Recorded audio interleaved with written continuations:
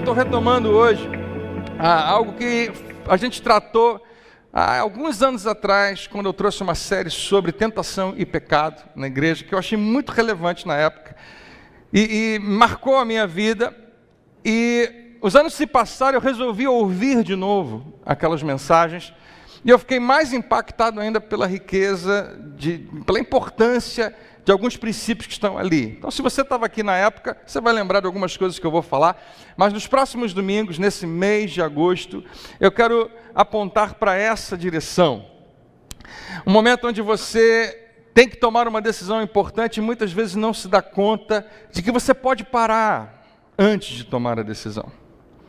Todo mundo já errou porque se precipitou. Você já tomou uma decisão errada e você pensa assim: se eu tivesse parado um minutinho antes, se eu tivesse respirado fundo, né? Se eu tivesse dado uma parada, tanta coisa poderia ser diferente. Você de vez em quando pensa num momento que você queria voltar lá atrás. Quantos têm esse sonho acordado, como eu tenho também? Não só um, eu tenho vários momentos. Eu queria poder voltar naquele dia, naquele minuto, e eu faria isso aqui. E teria me poupado de uma série de questões, de uma série de problemas. Você sabia que isso vai continuar acontecendo se a gente não parar um pouco antes de tomar algumas decisões? Então a minha proposta, a minha missão com vocês, nos próximos domingos, a partir de hoje, é tentar, junto com você, adquirir esse novo hábito, que eu sei que não é simples, que não é fácil, mas é possível, de começar a mudar um pouco o nosso comportamento, antes que ele aconteça, dar uma parada, eu coloquei aqui, respirar fundo. É uma das sensações mais interessantes que a gente tem, em geral, produz alívio. Quando você, às vezes, dá uma suspirada assim, você nem percebe por que isso aconteceu, mas você está um pouco tenso, de repente você faz assim. É sinal de que você estava segurando uma respiração ali, né? Mas dizem que faz muito bem para o seu organismo, para a sua circulação, você de vez em quando dá uma respirar fundo. Vamos fazer isso agora? Todo mundo puxando o ar bem forte. Segura um pouquinho, segura 5 minutos. Pode soltar. Faz bem, tem alguma coisa boa. Mas esse respirar fundo aqui não é apenas para você se sentir bem, é para você, como alguns dizem, contar até 10. É tão importante, é tão determinante que você pare e pense em algumas coisas que hoje eu quero falar para você, de algumas coisas que você tem que pensar antes de tomar certas decisões. Amém? E eu usei um vídeo naquela época, eu vou usar de novo hoje, ele é bem divertido. Se você riu antes, eu acho que você vai rir de novo hoje, ele é bem legal, para ilustrar esse princípio. O que vai ser mostrado aqui é uma experiência, um experimento que foi feito há alguns anos atrás com algumas crianças, onde se colocava um doce na mesa, e eu não legendei ele, você vai ouvir em inglês, mas é muito pouca coisa que se fala, pouquíssima. Se houver alguma importante eu falo para você. Eu sei que aqui tem um monte de gente que sabe inglês, essa igreja, né? Então, se você não souber, pergunta para quem está do seu lado. Essa pessoa não tem cara de que sabe inglês, olha aí. Né? Mas a fala no início é o seguinte. No início do vídeo, uma moça fala com uma criança e ela conta toda a experiência. Ela fala assim: olha, eu vou deixar esse doce aqui na mesa, e eu vou sair da sala, você espera só um pouco. Se você quiser comer ele, você pode comer. Mas se você não comê-lo agora, eu vou voltar e vou trazer mais um para você, você vai ganhar 2. Você entendeu? A criança tem 2 opções. Come agora e se satisfaz com aquele doce, é um marshmallow, ou espera para ter o dobro, mas tem que esperar, né? Vamos ver como é que as crianças se comportam.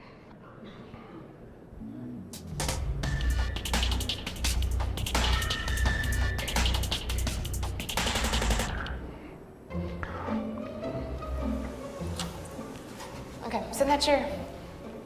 All right, here's the deal. Marshmallow for you. You can either wait, and I'll give you another one if you wait, or you can eat it now. When I come back, I'll give you another one, so then you'll have 2. But stay in here and stay in the chair till I come back, okay? All right. Senta aí e espera.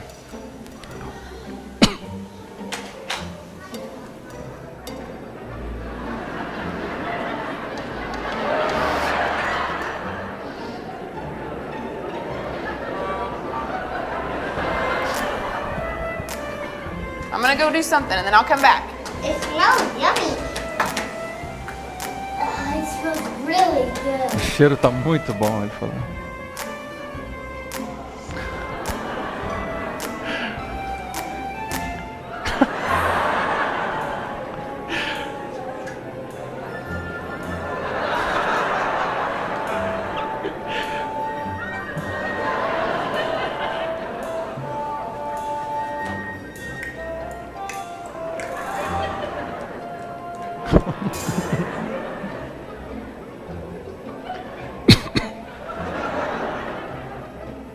Eu acho que não aguenta.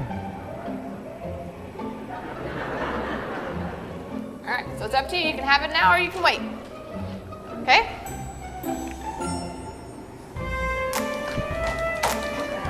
I'll be back. Stay in the chair, okay? Okay.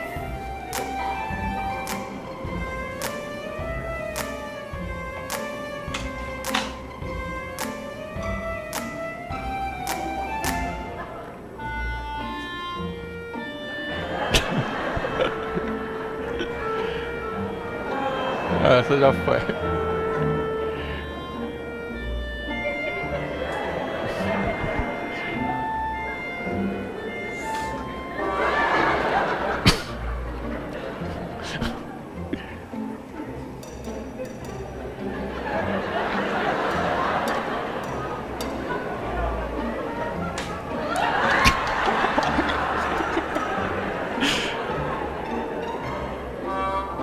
All right, so I'm gonna leave and then I'll come Essa não back. esperou Okay? nem ela contar ela. So you can either eat it right now or you can wait. Either way, okay? Okay.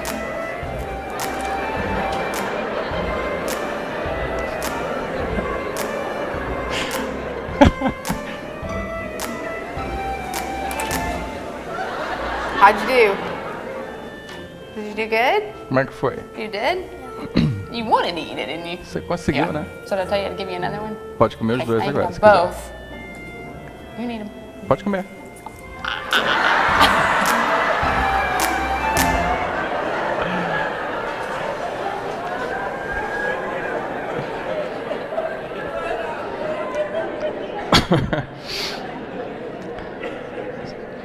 Esse desespero que você vê às vezes no rosto das crianças de querer, mas não fazer, é o que eu queria que você hoje observasse. Você viu seu filho ali em algum momento? Né? A gente vê às vezes um pouco deles. E uma das coisas que é interessante é que essa experiência ela não termina ali. A pesquisa continua acontecendo na vida dessas crianças. Elas já estão mais velhas hoje, um pouco mais velhas, e foram acompanhando as outras decisões que eles iam tomar, que essas crianças iriam tomar. E elas tinham muitas vezes um paralelo com essa experiência. O que essa experiência aponta?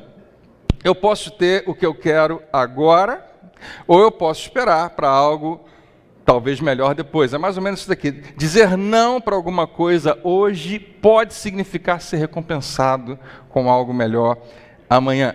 E por conta dessa pesquisa, eles foram percebendo que essas crianças foram sendo, por vários motivos, tem vários fatores internos e externos que fazem com que isso aconteça, elas começaram a revelar esse mesmo comportamento. Não, eu vou esperar porque eu estou mais afim do que vem depois, que é melhor. Ou então, não, eu quero agora e para mim tem que ser agora, eu vou ficar com isso aqui agora e depois tanto faz. E é interessante. E com base nessa experiência, que eu acho que você vai guardar, você vai lembrar, eu queria apontar para duas coisas que eu queria muito que você guardasse durante essas próximas semanas. Nós vamos falar de tentação. O que estava acontecendo ali era isso, o tempo todo, a pessoa tinha saído da sala e ela tinha ali uma proposta na frente dela. Né? Algumas não aguentaram, comeram, outros não aguentaram, pegaram um pedacinho só, negociaram ali, né? Só um pedacinho pequenininho. Outro não, conseguiu aguentar até o final e teve a sua recompensa. Mas tem a ver com esse momento onde eu posso fazer isso ou então eu posso esperar. E uma das piores coisas para a nossa carne é esperar. Ninguém gosta de esperar. Especialmente quando você não sabe quanto tempo vai demorar. A gente não sabe quanto tempo aquela pessoa, né, aquela moça, ficou do lado de fora. Mas eles precisaram esperar até o final se quisessem a sua recompensa. Quando uma tentação acontece na nossa vida, ela vem mais ou menos nessa mesma estrutura. Algo agora, que me satisfaz agora, que traz um benefício agora, mas que me tira algo para o meu futuro, ou então eu venço aquilo naquele momento e ganho alguma coisa depois. Os dois princípios que eu quero muito que você guarde são esses daqui. Número 1, numa tentação, há muito mais em jogo do que percebemos no momento. Quando você é tentado, a gente tem a impressão de que não passa daquilo. No caso das crianças, é só um pedacinho, é só um docinho, né? Não, significava algumas outras coisas. A gente pode não acreditar nisso completamente, mas esses estudos revelaram que realmente no crescimento dessas crianças, aquela decisão foi refletida em outras decisões mais importantes depois. Achar que era só uma experiência, uma coisa pequenininha, não é verdade. Na verdade, aquilo ali significou algo maior mais tarde. Mas na nossa vida isso é muito claro. Quando nós somos tentados, nós achamos que é só aquilo ali, é só isso que eu vou fazer. Eu só vou pegar um pouquinho, eu só vou tirar um pouquinho, eu só vou pegar R$2, R$5, roubar, não é nem roubar, é tão pouquinho, né? Eu só vou dar um beijinho, não, eu só vou fazer isso, aquilo outro. E nós achamos que é só aquilo. Mas significa em geral muito mais. É maior do que você achava que era. Segundo, a capacidade de vencer aquela tentação, se você for capaz de vencê-la, tem tudo a ver com a confiança que você tem em quem fez a proposta. O quanto que você confia em quem fez a proposta. Por exemplo, se naquela experiência aquela moça voltasse e ela não fosse confiável, ela fosse uma pessoa de mau caráter, e ela chegasse lá e pegasse o marshmallow da criança, comesse. Já pensou? Esperou, a pessoa veio, comeu o que tinha prometido que era dela, e ela falou assim, você teve sua chance, você teve sua oportunidade, você não pegou porque você não quis. Aí você pensa, não, um adulto normal nunca faria isso. Mas a gente sabe, né, de histórias de pessoas que perderam a sua confiança em pessoas mais velhas por causa de comportamentos. Eu lembro de algumas, acho que mais filmes que a gente viu, onde isso é ilustrado. Aquela cena, a velha cena da relação pai e filho no que diz respeito à confiança. É o pai dentro da piscina e o filho na borda, né? Você faz essa imagem, o filho está em pé e o pai faz assim, filho, pode pular. E o filho não sabe nadar, ele depende de que o pai realmente o pegue, o agarre e não deixe ele afundar. E algumas cenas de alguns filmes ilustrando um pai muito mau, o que acontecia é que a criança pulava e o pai saía e deixava a criança afundar. A criança, o pai daqui a pouco pegava e falava, tá vendo? Você precisa aprender a nunca confiar em ninguém. E dava uma lição e brigava, e a gente ficava com raiva, que pai louco é esse? E aquela criança crescia para descobrir, bom, meu pai, eu não acho que eu posso confiar nele. Algumas pessoas que eu e você conhecemos, em algum momento sofreram um abandono do pai, da mãe ou dos dois. E claro, isso afeta completamente a maneira como você pode confiar nele ou qualquer outra pessoa. Por causa das marcas da vida, a gente passa a não confiar em quase mais ninguém. A gente pensa, eu não confio em ninguém, eu não posso confiar em ninguém, por causa do que já fizeram comigo. Então, não vou abrir a minha guarda, não vou permitir. E em geral, nós projetamos isso para o nosso Pai Celestial. E pensamos, eu não sei se eu posso realmente confiar nele. Nas próximas semanas a gente vai falar um pouco sobre isso, como isso reside, como cada tentação na nossa vida reside nessa capacidade que eu tenho de confiar realmente que Ele vai prover para mim, que Ele vai cuidar de mim, que Ele vai me proteger, que Ele vai revelar o seu amor vez após vez. Quando nós não confiamos, quando nós não acreditamos, é muito fácil cair numa tentação. Então essa é a nossa proposta nesse tempo, né? Em primeiro lugar, sempre tem muito mais coisa em jogo, em geral a gente não percebe no momento, mas sempre tem, e toda tentação, ela reside sempre nesse fator da nossa confiança em Deus. Será que você realmente pode confiar nele? Será que vale a pena? Será que no meio da tentação, nós conseguimos trazer essas duas verdades para diante dos nossos olhos? O meu convite no mês de agosto a você é que você comece a adquirir isso como um hábito. Respirar fundo, antes de tomar uma decisão, e se perguntar isso, será que eu posso realmente confiar em Deus? Será que existe mais em jogo, mais envolvido no que eu vou fazer aqui agora do que apenas isso? Eu quero ilustrar isso para você com uma passagem onde o nosso Senhor, o nosso modelo, o nosso Salvador, ele é tentado. A Bíblia fala que Jesus foi tentado em todas as coisas. Não conta todas as tentações, mas fala que ele foi tentado em tudo, sem pecar. Jesus é o exemplo perfeito de alguém que é tentado, e tentado mesmo, e não cai. É para ele que a gente tem que olhar como exemplo. E em Mateus, no capítulo 3, você vai ver essa narrativa, na verdade, no capítulo 4. Mas deixa eu mostrar para você o que aparece no capítulo 3. Esse é aquele momento onde Jesus é batizado por João Batista, no Rio Jordão. Né? Para quem não sabe, João Batista não era o sobrenome dele, ele não era João Assembleano, ou João Pentecostal, ou Presbiteriano, ele era João Batizador, aí ganhou esse nome, João Batista, ele batiza Jesus, e aí no versículo 16 diz assim que Jesus foi batizado, saiu da água, e naquele momento o céu se abriu, e ele viu o Espírito de Deus descendo como pomba, e pousando sobre ele. Eu creio que isso aconteceu, você crê também? E eis que uma voz dos céus dizia: este é o meu filho amado, em quem me agrada. Aqui, este é o meu filho amado, de quem me agrada, ou em quem me comprazo. Deus está falando para Jesus, e para todo mundo ouvir: esse aí é o meu filho. É a primeira vez que isso acontece na história.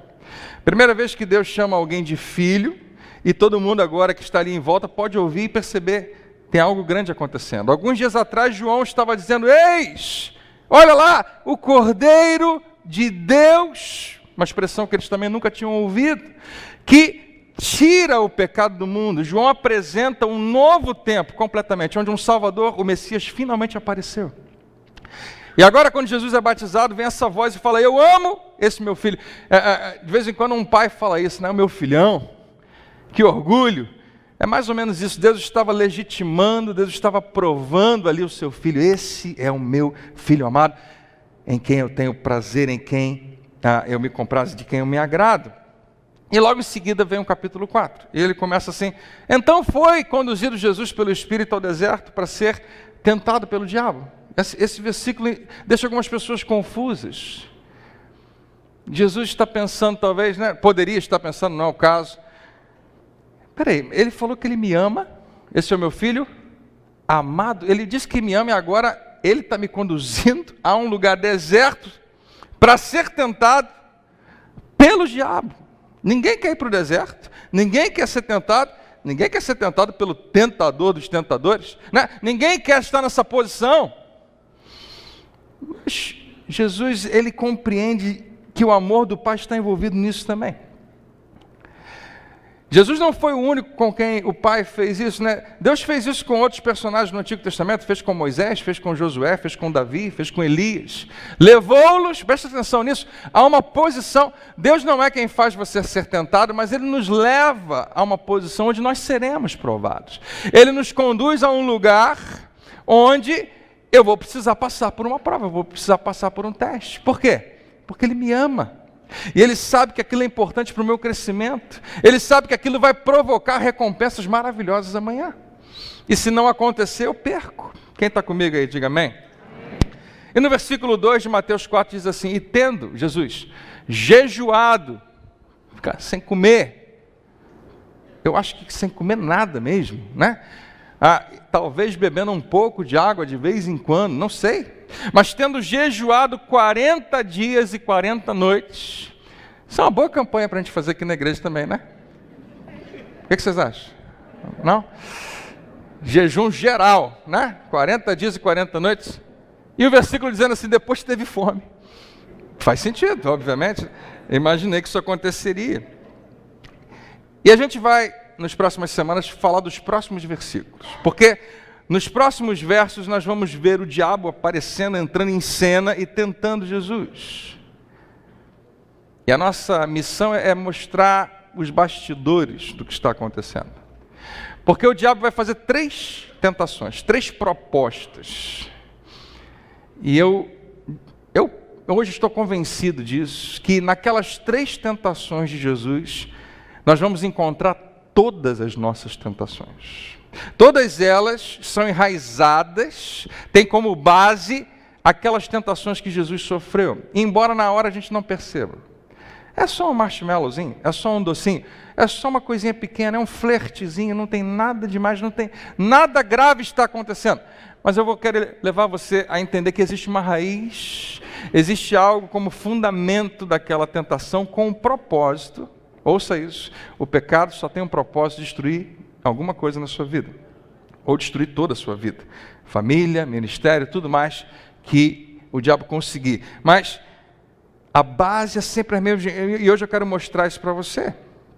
Eu queria dizer para você nessa manhã que quando Jesus morreu pelos nossos pecados, é glorioso demais, hoje na ceia a gente celebra isso, Ele não veio apenas para pagar o preço da punição dos nossos pecados. Todo pecado precisa de punição, e Ele foi pagar esse preço. Quantos creem nisso e receberam isso? Glória a Deus. Ele pagou o preço no nosso lugar, mas não apenas isso, Ele também veio para destruir o poder que o pecado tinha sobre nós. Mais tarde, Paulo vai escrever aos Romanos dizendo: o pecado não terá mais domínio sobre vós, porque estáis debaixo da graça de Deus agora e não debaixo da lei. Ouça, é tão importante você saber disso. É uma pena que não são, eu acho que é um percentual pequeno dos cristãos que sabem disso. Mas ser cristão não significa apenas que a gente vai para o céu, porque alguém pagou pelo nosso pecado. Isso já é grande demais, é maravilhoso, mas não é tudo, tem muito mais. Ser um cristão, ser alguém de Jesus, significa que nós podemos viver a nossa vida aqui, sabendo que o poder do pecado foi completamente aniquilado. E que você tem sim a capacidade, pela graça de Deus, de dizer não ao pecado no meio de uma tentação. Não é pecado ser tentado. Não é. Jesus foi tentado em todas as coisas. Mas nós podemos respirar fundo e dizer não, e que alguém diga não. Amém. Quais são as 3 tentações que Jesus sofreu? Eu não vou lê-las para você, mas você conhece. Se você não conhecer todas, se você não é muito familiarizado, pelo menos uma delas você já deve ter ouvido.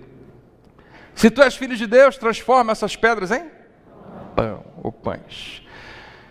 E depois o diabo leva ele em um lugar muito alto e fala assim: joga daqui, porque Deus vai cuidar de você. E a última tentação, o inimigo fala: se você se prostrar e me adorar, você vai ter tudo. Eu traduzi da seguinte maneira: as 3 tentações que Jesus sofre, que tem como base, que são a raiz de cada uma das nossas tentações, são essas aqui. A gente vai falar mais tarde. Suprir uma necessidade lícita. Todos nós temos necessidades. A maioria delas, quase todas, são lícitas. Não tem nada de errado. São necessidades. Mas suprir uma necessidade lícita de maneira ilícita. Fazer algo certo, receber algo certo da maneira errada. Mas eu mereço isso. Mas isso aqui é devido a mim, sim. Mas existe uma maneira certa disso acontecer. É a primeira tentação. A segunda, tentar usar Deus para fazer a sua própria vontade. Colocar Deus numa posição onde Ele tem que fazer o que você queria que Ele fizesse, senão você não confia nem acredita mais nele. Acreditar que o que você está fazendo, Deus está nisso, quando Ele nunca disse que estava. A gente muitas vezes faz isso.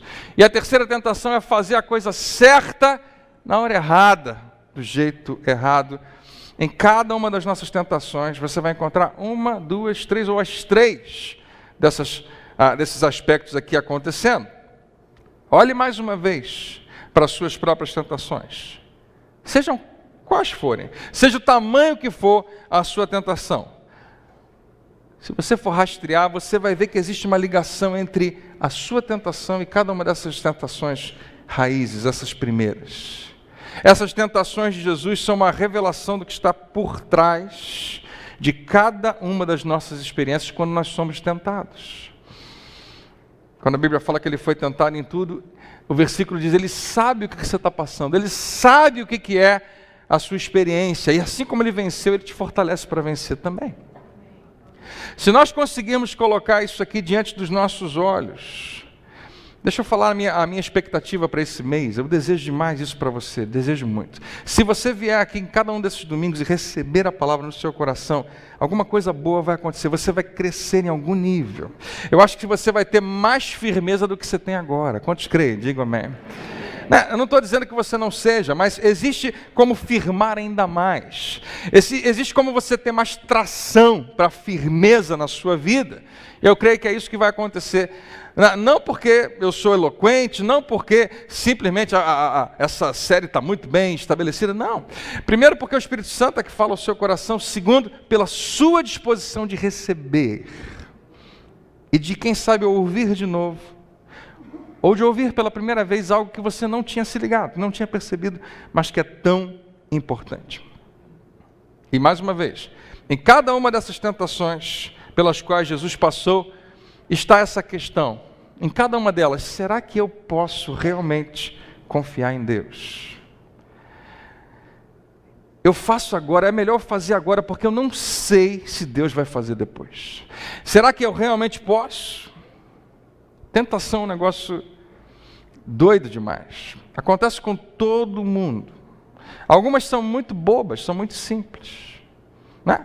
Se você parou de comer alguma coisa, e às vezes tem, ai, que vontade, que desejo, você vai comer em algum nível, né, como aquelas crianças, você pode até sucumbir, e é ruim para você, porque você perdeu uma batalha, mas não é o fim do mundo, né?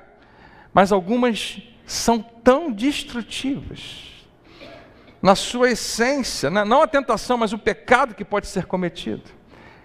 Eu e você não entendemos as nossas próprias tentações. Quantos aqui amam mentira? Ninguém gosta. Quantos como eu detestam mentira? Alguns estão no meio, eu entendi. Às vezes é legal, não sei. Eu acho que todo mundo detesta. Você não consegue conviver propriamente com uma pessoa que mente, porque como é que você vai medir o que ela está falando? Será que é verdade? Será que não é? Ninguém gosta disso, é como ficar pisando em lama, né? Afundando, você nunca sabe, você nunca tem firmeza. Ninguém pensa assim, quando eu crescer, o que eu quero saber mentir bem. Não é um sonho que a gente tem, né? Não é um desejo. Ainda assim, a gente não se pega sendo tentado e caindo em coisas que a gente detesta, que a gente não aprova, que a gente abomina e pensa, não é possível, por que eu fiz isso? Eu sei que isso não é certo, eu sei que isso não é bom. Ninguém gosta de adultério, ninguém. Pode ser que por alguns segundos aquilo ali seja em algum nível prazeroso, mas em geral, a destruição é tão grande. Ninguém gosta, ninguém. Né? Ninguém pensa assim, eu estou doido para casar para poder depois ser infiel. É um sonho que eu tenho. É um sonho de constituir a minha família e depois destruir ela toda. É um sonho, é um desejo. Estou indo nessa direção. Ninguém. Mas acontece. Por que acontece? Porque a tentação vem e nós caímos. Às vezes de uma maneira muito sutil. Essa pessoa que traiu não queria. Ela não acredita naquilo, ela sabe que é errado. Ela sabe que não poderia ir naquela direção, mas a tentação veio. E a gente não entende por que eu estou fazendo algo que eu sou contrário, totalmente contrário. Eu não suporto esse vício, eu não suporto essa dependência. Por que eu me permiti cair e continuar caindo? Ainda assim, né, não gostando de nada disso, nós nos pegamos em comportamentos errados que não faz o menor sentido para a gente. Mas quer saber de uma coisa? Faz todo sentido. Quando você pega a sua experiência de tentação, de pecado, e coloca do lado de cada uma dessas 3 tentações básicas, ela está ali. É quando elas começam a fazer sentido. Ah, entendi. Então é por isso. É porque eu estou sendo tentado, né, a suprir uma necessidade lícita de maneira ilícita, tentando usar Deus para fazer a minha própria vontade, ou fazendo a coisa certa na hora errada, do jeito errado. Ou seja, eu tinha uma motivação, eu sabia o que eu queria, mas eu não tinha o pensamento completo. Por que a gente erra? E melhor ainda, por que a gente não consegue se consertar? Eu estou no meio de vocês, eu estou ouvindo essa mensagem também. Por que eu e você não conseguimos nos consertar? A resposta que eu quero hoje submeter a você é essa. Porque no meio das nossas tentações, há algumas coisas que nós não lembramos. Tem coisas que eu preciso ser lembrado no meio da tentação. Melhor ser lembrado antes, mas se eu não for antes, pelo menos no meio. E eu não lembro. Eu esqueço. Ou esqueço porque esqueci mesmo, ou esqueço porque decidi que não quero pensar naquilo. Mas eu não lembro. Ou talvez nunca aprendemos.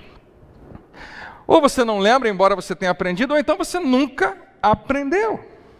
E por causa da ignorância, o que acontece é que o nosso comportamento ele permanece o mesmo. Eu coloquei da seguinte maneira: a nossa ignorância abastece. É o combustível do nosso comportamento. Enquanto eu não sei, é assim que eu vou agir. Mas escondido nessa impressionante história de Jesus, há algumas verdades que vão nos ajudar a colocar para fora e bem na frente dos nossos olhos a verdade sobre a tentação. Uma das expressões que eu ouvi há muitos anos atrás e me apaixonei por ela é essa impressão de que o nosso inimigo ele pode ser desmascarado. Ele aparece de uma maneira para a gente, mas quando você tira a máscara, quando você tira aquele disfarce, você vê exatamente o que é, você encontra mais força, mais habilidade, você se posiciona melhor para realmente vencer. Nessas semanas, esse é o nosso desejo, que você e eu consigamos desmascarar o que está por trás de uma tentação. Puxar para fora, colocar sobre a luz, olhar propriamente para o que é aquilo. E pela graça de Deus, aprender, a respirar fundo. Para um pouco, respira fundo. Pensa por um instante. Como eu disse para você, e esse é o foco da nossa manhã hoje, tem muito mais envolvido numa tentação. Quase ninguém sabe disso, quase ninguém percebe isso quando está ali.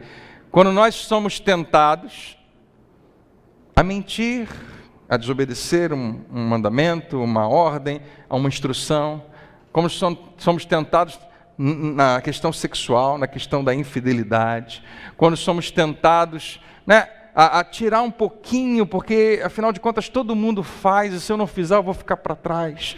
Quando somos tentados a colar na prova, quando somos tentados a qualquer coisa, nós não percebemos, achamos que é só aquilo.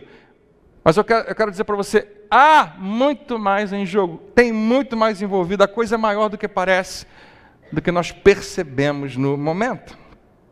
Para pensar em Jesus. Na tentação dele não era apenas pedras e pães, tinha muito mais envolvido.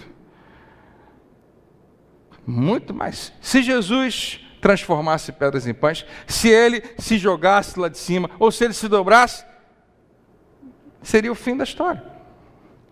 Seria só mais uma tentação? Sim. Seria só um pecado? Sim. Mas ele jamais poderia ser o Cordeiro Santo que nos tira o pecado. Olha o tamanho da consequência de cair numa tentação. E é a mesma coisa com a gente, absolutamente verdadeiro. Claro, numa escala um pouco menor, nós não enxergamos tudo que está em jogo. Para nós não passa de um momento de prazer, de diversão, de aventura. Algum tempo atrás eu usei a expressão que eu falei para você que eu queria usar durante esse mês. Ou você vai curtir a sua vida inteira, ou você vai curtir os momentos, aquele momento. Eu gosto de curtir o momento, você também. Mas muitas vezes eu curto o momento em detrimento da vida. Aquelas crianças, tinha essa opção. Você vai curtir o momento, um marshmallow, ou você vai esperar, porque tem muito mais depois. Tem algo maior depois. Não, eu quero curtir o momento. Então tá. Você vai perder, quem sabe, a vida. Não, eu quero curtir a vida. Eu quero viver a vida. Eu quero experimentar a vida que Deus planejou para mim. Então sim, eu preciso dizer não algumas vezes hoje. Mas é tão bom viver com riscos, é tão legal a aventura, é tão legal sentir de novo alguma coisa que eu não sinto há tanto tempo. É uma sensação boa, é verdade, por isso que é tentação, por isso que é tentador, por isso que é uma porta que se abre e tenta puxar você, vem, porque vai ser muito legal. Sempre vai ser. Sempre vai ser uma experiência de um convite muito forte, de um apelo emocional muito grande. Eu já fiz isso tantas vezes, André, e nunca tive nenhum problema. Nunca nada aconteceu, nunca trouxe nenhuma consequência grave. E eu vou continuar fazendo, então não há problema, eu não vejo problema nenhum. E aí, a gente continua. E o que acontece na vida do cristão? Se você é um cristão, a maioria aqui é, nós nos sentimos culpados, nós sabemos que fizemos algo errado. E você sabe o que acontece quando você se sente culpado? Você sabe qual é a consequência? Nenhuma. A gente nunca muda porque se sente culpado. Condenação não é combustível de mudança para absolutamente ninguém. Algumas pessoas e muitas religiões têm isso como base. Se eu condenar você o suficiente, você vai mudar, mas não funciona. Nós temos os nossos sistemas para lidar com a condenação. Eu tento pagar pelo meu próprio erro, eu tento ter algum tipo de penitência. Então, se você é católico, você pecou ontem, amanhã você vai lá e faz a confissão dos pecados. Você vai no confessionário, vou conversar com o padre, ele vai me dar algumas coisas para eu fazer, eu vou fazer. Se você é cristão, evangélico, basta ir lá e confessar. 1 João capítulo 1, versículo 9. Que coisa maravilhosa. Deus nos deu uma receita ali, infalível, né? Se confessarmos os nossos pecados, Ele é fiel e justo para nos perdoar de todo pecado e nos purificar de toda injustiça. Eu vou lá, peco, vou lá, Senhor, me perdoa, eu confesso meu pecado. Adivinha o que acontece? Amanhã eu vou lá e peco de novo. Eu estabeleci, preste atenção nisso, eu uso a graça de Deus em meu favor e transformo ela em religião. Eu pego a graça de Deus, uso para meu próprio benefício e transformo sem perceber aquilo em ritual. Então não tem relacionamento. Algum tempo atrás, eu não sei se isso aconteceu, se eu sonhei isso. Legal começar assim na ilustração, eu devo ter sonhado. Mas eu lembro de um diálogo com um jovem, falou, pastor, o que tem na Bíblia dizendo que eu não posso fazer sexo antes do casamento? E eu lembro de falar, olha, na Bíblia não tem nada falando sobre isso, porque não faz distinção. Casamento e sexo precisam ser uma coisa só, ou seja, só pode estar envolvido numa coisa. Mas para brincar com ele, eu falei, na verdade, não tem problema não, você pode fazer, só tem um negócio que você tem que fazer antes, orar durante 1 hora e perguntar a Deus se é isso mesmo que Ele quer para você. Faz 1 horinha de oração, pergunta para Ele, e ele riu, né? Eu falei, porque eu acho que o seu problema não é se você quer ou não quer fazer sexo antes do casamento, o seu problema é qual o nível de comunhão que você tem com Deus. Porque, em geral, isso resolve qualquer outra questão na nossa vida. Você sabe direitinho qual é a resposta para as coisas mais importantes quando você tem comunhão com Ele. Quem está aí vivo, diga amém. Amém. Então, cada um tem a sua própria receita. O católico vai lá, faz confissão, o evangélico vai lá, confessa 1 João 1,9. Se você for calvinista, fazer o quê? Já estava predestinado de qualquer jeito, não tem jeito. Se você for qualquer outra coisa, meu karma, eu não posso fazer nada. E você acorda no dia seguinte, é só mais um dia. Só mais um dia. O que a gente não percebe é que destruição aos poucos vai acontecendo. Então deixa eu terminar falando para você. Você sabe o que está em jogo quando nós somos tentados? Em primeiro lugar, o que está em jogo é o nosso futuro. Toda vez que um pecado acontece, nós estamos alterando uma pequena parte do nosso futuro. Toda vez que um pecado acontece, nós estamos alterando uma pequena parte do nosso futuro. E você não percebe imediatamente. Mas você sabe de uma coisa? Você percebe nas outras pessoas. Você percebe direitinho quando alguém está tomando uma decisão errada e fala, se ele continuar por ali, se ele continuar nesse caminho, a gente sabe exatamente onde é que vai dar. A gente tem uma facilidade imensa de perceber nos outros, é fácil, mas é uma dificuldade de ver no espelho tão grande. Muito grande, a gente não percebe, não, eu tenho tudo sob controle. A hora que eu quiser parar, eu paro. A hora que eu quiser fazer isso aqui, eu mudo a hora que eu quiser, está tudo certo. Você já viu um filme onde você sabe que alguém está prestes a tomar uma decisão errada e você quase que grita com a pessoa, não faz isso! Por quê? Porque você já sabe o que vai acontecer depois. A gente não faz isso com nossos filhos. Quando você vê o seu filho tendo um comportamento, fala, se eu não intervir, se eu não falar, já pensou o que isso pode se tornar mais tarde? Quantos pais aí dizem amém? A gente sabe. Nosso Pai Celestial também está assistindo a nossa vida desse jeito. Está olhando exatamente para nós e tentando, né, nos apontar algumas coisas. Não, Senhor, é só um docinho, é só um marshmallow, é só uma olhadinha, são só alguns segundos na internet. São só alguns minutinhos, é só uma conversa. Pai, não vai acontecer nada, fica tranquilo. É só alguns reais. É só hoje. É só um minutinho. Só uma vez. É só uma mentirinha. Só uma mentira. Depois não vou precisar mais. É só essa vez. É só, eu não vou para a cama com ele, eu não vou para a cama com ela. Fica tranquila, é só um flertezinho que está tão legal. E o pai está olhando de cima e dizendo, não filho, não. É o teu futuro. É o que vem pela frente, você está jogando fora o seu futuro. E há muito mais em jogo do que você está vendo.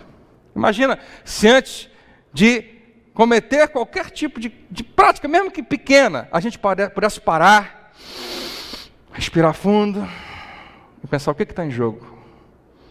E pudesse lembrar, o meu futuro está em jogo. Mesmo que você depois fosse errasse e cometesse o pecado, alguma coisa tem que acontecer dentro de você que diz assim, eu sei o que eu estou fazendo, eu estou destruindo o meu futuro. Eu estou tomando uma decisão que eu sei que vai afetar a minha história. Mas pelo menos eu sei. Mas não é só isso. Sabe o que mais está em jogo quando você é tentado? As pessoas com as quais você mais se importa. As pessoas que você mais ama. As pessoas que mais se importam com você. As pessoas que estão ligadas a você. Ouça, as pessoas das quais você cuida e que estão olhando para você como exemplo. A gente tenta fugir dessa posição às vezes, mas é isso mesmo. E nós já vimos isso, você já viu isso. Eu sei que aqui, e talvez aí na internet, tem bastante gente que poderia talvez ser um representante dessa verdade, dizer quantos de nós fomos roubados da nossa infância, não por causa das tentações que você não conseguiu vencer, mas por causa das tentações que o seu pai não conseguiu vencer, que a sua mãe não conseguiu vencer, que foi uma luta para eles. E você, em algum nível, paga também por isso. E você não quer que a sua infância se repita na vida dos seus filhos de jeito nenhum. Porque minha mãe nunca conseguiu vencer uma dependência de álcool, de drogas, daqueles remédios controlados. Porque meu pai vivia pulando a cerca. Porque meu pai nunca dizia a verdade.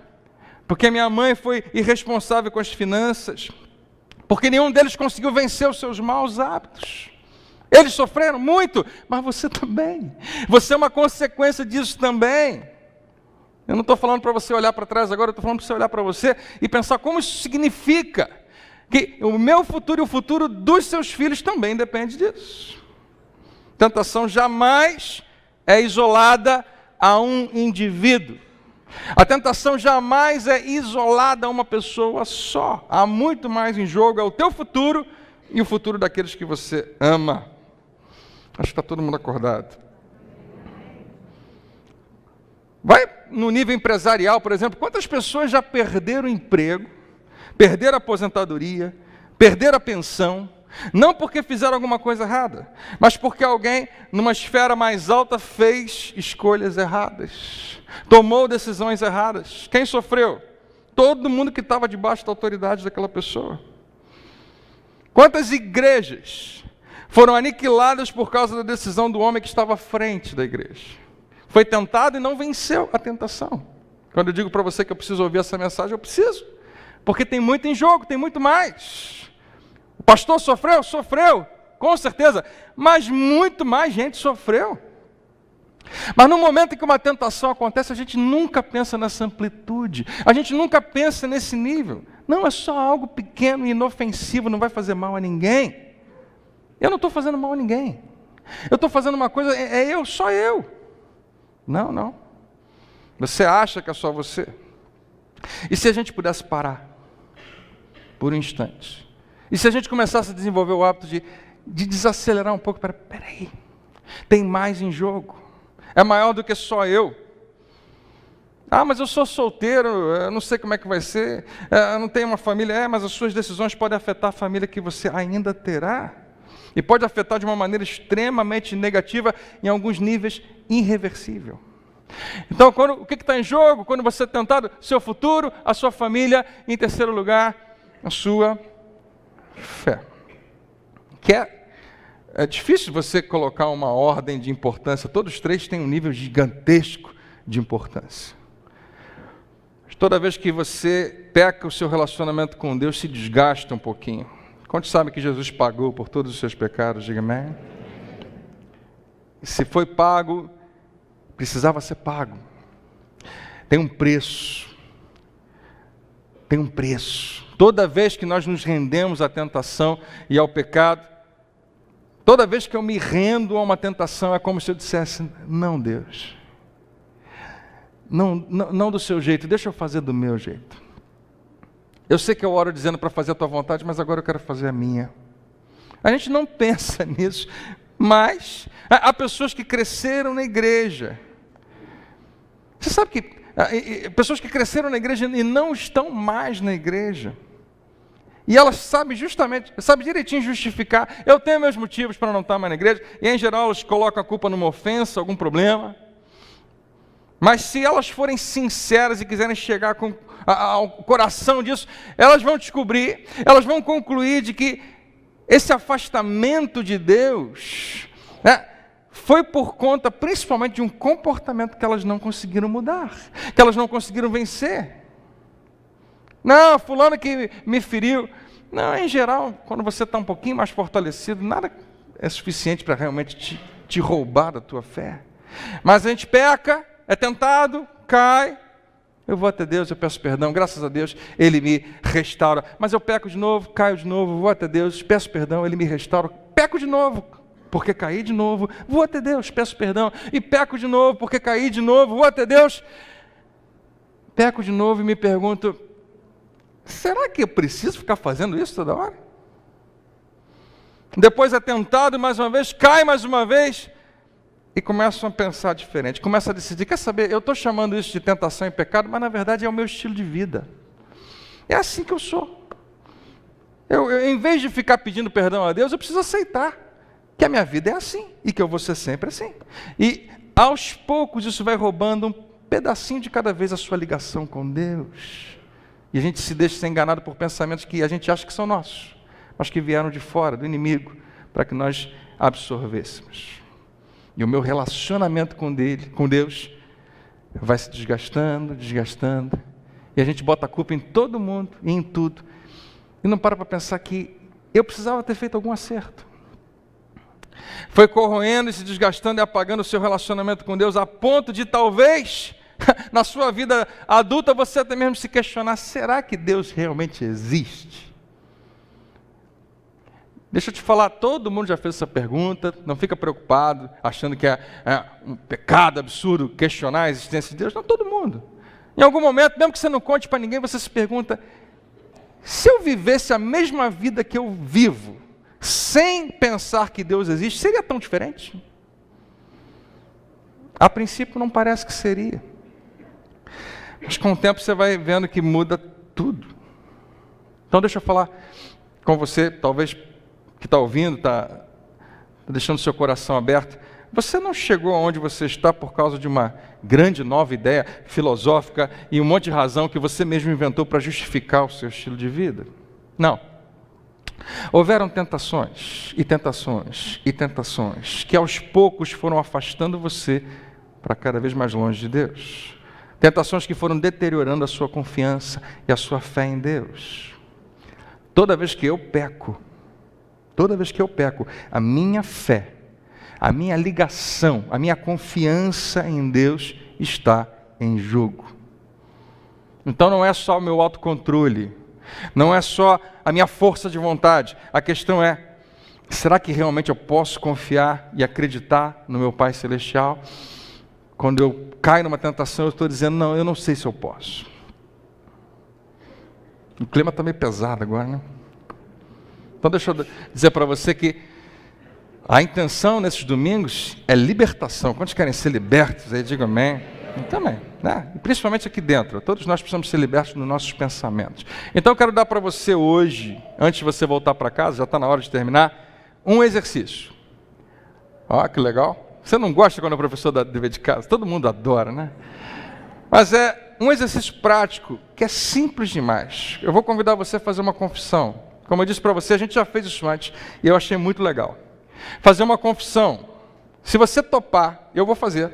Se você quiser se juntar a mim, durante toda essa semana, fazer quantas vezes você quiser essa confissão. Especialmente quando você for tentado.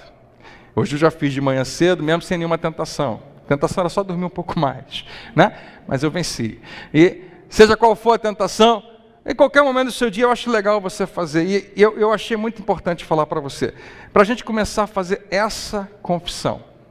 Para quem não estava aqui quando eu preguei isso, vai ser legal você ouvir pela primeira vez. Se você lembra, traz de volta essa verdade para você. Tentação, você não vai roubar o meu futuro.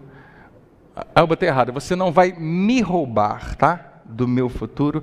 Você não vai me roubar da minha família. E você não vai me roubar da minha fé. Tentação, você não vai me roubar do meu futuro. Você não vai me roubar da minha família. Você não vai me roubar da minha fé. Tá pronto? Vamos falar todo mundo junto, bem alto? Você, pastor André, eu não sou desses. Eu sou um cara quieto, né? Homem em geral não gosta de repetir nada. Só hoje, só um pouquinho, só uma vezinha, né?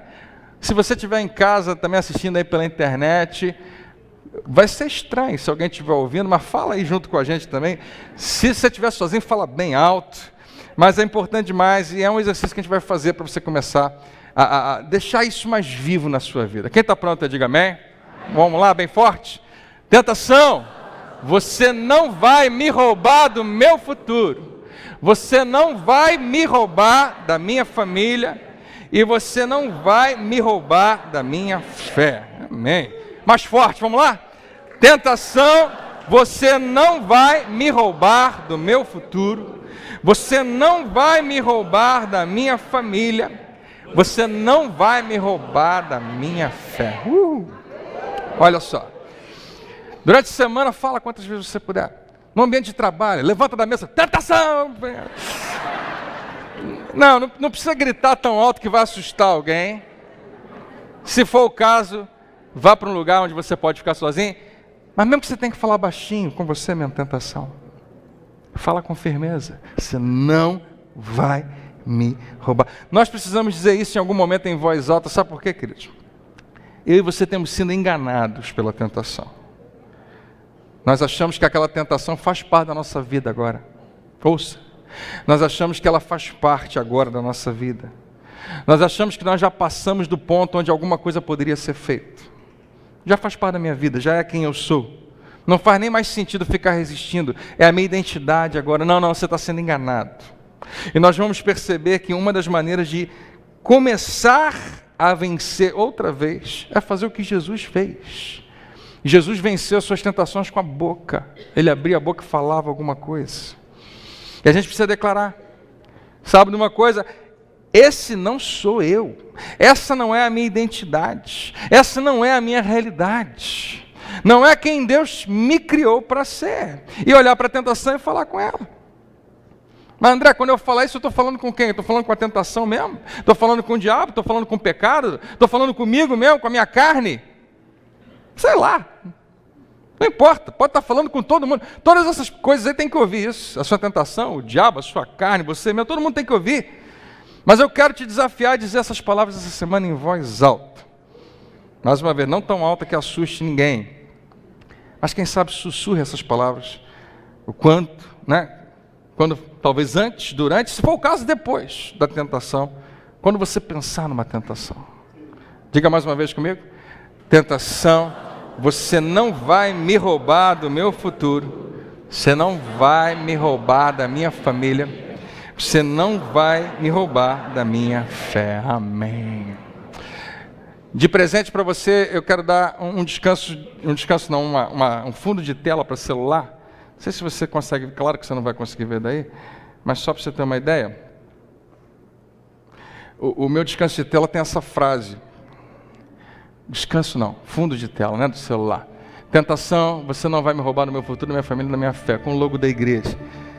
E se você tem um WhatsApp cadastrado, você está recebendo ele agora, em algum momento aí, nosso, tá, para você. Se você não tiver, você vai ficar com inveja de quem está do seu lado. Fala para essa pessoa, manda para mim. Virou durante esse mês a minha tela. Quando eu ligo meu celular, a primeira coisa que eu vejo, eu acho legal você ter também como lembrete. Se não, tira uma foto aqui, cola na geladeira, bota no celular. Mas esse aqui ficou bonitinho para você carregar com você. Amém? Vamos ficar de pé?